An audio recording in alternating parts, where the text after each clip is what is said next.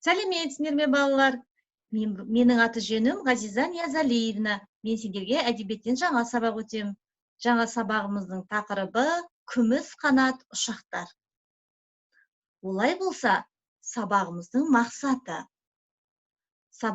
мақсаты тапсырманы сызба түрінде ұсынамын, кейіпкердің іс-әрекетін бағалаймын.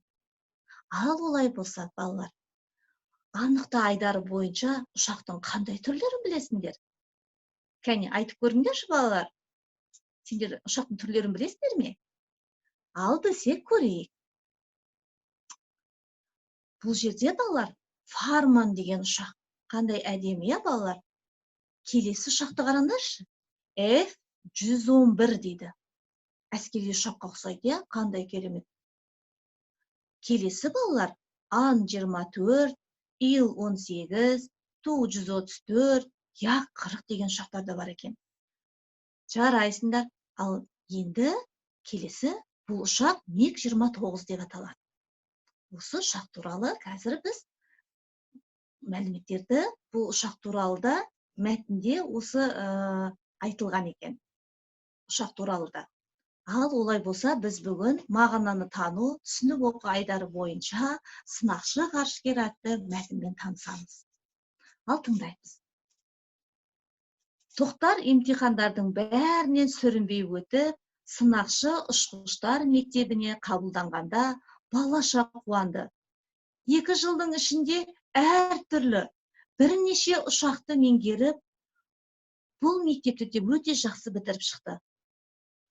Тоқтардың алғырлығын бағалай білген басшылар оны өзі қызмет атқарып жүрген жердегі конструкторлық тәжірибе бюросына шақырды.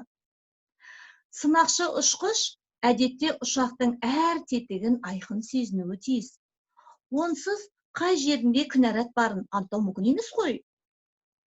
Бірде ол көк жүзінде самғап келе жатып, ұшқыр ұшағының өз салмағынан ауырлап, зіл тартқанын аңдады. Жерде бақылап отырғандардың ақаудың қауіпті екеніне көздері жетті. Олар Тоқтарға парашютпен секіруге бұйрық береді. Мұндайда сынақшы ұшқыштың бірер секундтың ішінде өз еркімен шешім қабылдауға хақысы бар. Ал одан кешіксе, ұшқыш аман қалу мүмкіндігінен толық айырылады. Өз қатарындағы ұшқыштар әуедегі сынақ кезінде сыр беріп алған 1-2 ұшақты жерге тастап үлгерген болатын. Неге екені белгісіз, ендігі кезек өзінікі сияқты көріне бастаған. Не қылса да күдігі алдамапты. Ізін баққан қауіп ақыры қапыдан келікті. Ол жер оған қарсы ғаламат жылдамдықпен зымырады.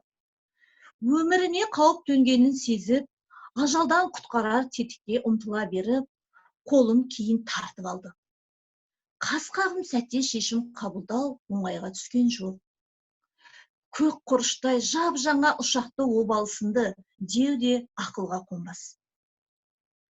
Өмірі қыл үстінде тұрғанда елден ерек ерлік жасауды көксей қоймағаны да ақиқат. Бірақ қалайда мәшинені құтқарудың амалын іздеді. Оны тапты да. Тоқтар темір сұңқарын аман есен қондырғаннан кейін не жайында ойлағанын білесіз бе? Ал балалар, болжап көрейікші, не жайында ойлады деп ойлайсыздар? Қауіптен аман қалған ұшқыш не ойлауы мүмкін? Ал енді болжамымызды тексеріп көрейік. Туған жері, тай құлындай бірге өскен достары есіне оралды. Әке орнын жоқтатпай, құйттайынан бағып қаққан жездесі Нығмет пен әпкесі Бикенді сағынды. Тоқтаржан-ай, жарық дүниеде біздің де жер басып жүргенімізді ұмытып кеткенің бе деп, Нығмет құшағына жая ұмтылып келе жатқандай. Жалғызым-ау, жарығым-ау, неғып хат жазбай қойдың деп Бикен де бауырына басқандай. Осындай ерекшеліктері бар МиГ-29-ды жетілдіруге арналған кезең ғарышкердің өмірбаянынан ерекше орын алады. Тоқтар үшін бұл жылдар ғарышқа сапардың баспалдағы сияқты көрінеді. 7 қат аспан төрінен сан рет шарлап ұшқан сынақшы сөйтіп ғарышқа да қадам басты. Өзімен бірге қазақ елінің мәртебесін аспандата көтеріп, ғарышқа бір-ақ алып шықты. Тіпті оның түркі халықтары арасынан бірінші болып ғарышқа ұшуының өзі неге тұрады? Деп Жүсіпбек Қорғасбеков жазған екен. Ал енді балалар, осы мәтінде жаңа сөздер сандығы әдісі бойынша жаңа сөздермен танысайық. Бұл жерде балалар, қапыда дегеніміз кенеттен, күтпеген жерде, аяқ астынан деген мағынаны білдіреді. Ал мәртебесі деп беделі мен абыройын айтып отыр бұл жерде. Жарайсыңдар. Ал енді келесі кезекте сәйкестендір. Біз өткен жолы бала тоқтар туралы өткен болатынбыз. Бұл екінші бөлімі, яғни оның жалғасы. Бұл кестеде бірінші бөліміндегі сөздердің мазмұны екінші бөліміндегі қай сөзге сәйкес келеді? Кәне, бәріміз тауып көрейікші, қай сөзбен сәйкес келеді? Олай болса, ақау кінәрат. Яғни ол кемшілік, сынығы бар деген мағынада айтылып тұр. Екеуі екінші мазмұнында. Келесі сөз, тұңғыш бірінші дейді. Яғни бұл алғашқы деген екінші бөліміндегіне сәйкес келеді екен. Келесі балалар, лезде қас қағым сәт.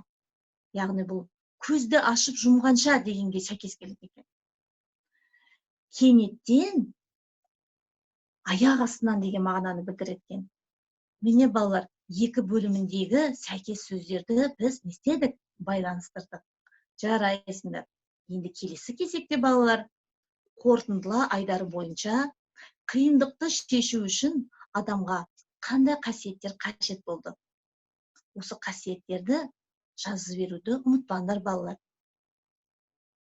Ал үй тапсырмасына келетін болсақ балалар, енді Білген Академия сайтына кіріп, тест деген бөліміне барып, осы тақырып бойынша қаншалықты меңгергендеріңді білу үшін тест бар. Сол тестті орындауды ұмытпаймыз.